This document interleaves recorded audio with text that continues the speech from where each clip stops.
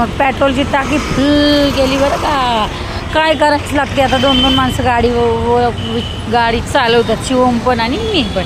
चला तर मग मी आज चाललेले आहे एक अशा व्यक्तीला भेटायला. खरं तर सांगू का, माझ्या आयुष्यात 2 व्यक्ती आहेत ज्यांना मी माझा मोठेपणा, खोटेपणा आणि वादविवाद, भांडण, तंटे, कमीपणा किंवा सगळ्याच गोष्टी लाज लज्जा सोडून सांगू शकते ना, अशी 2 व्यक्ती आहेत. त्यातली एका व्यक्तीचं झालेलं आहे छोटंसं ऑपरेशन.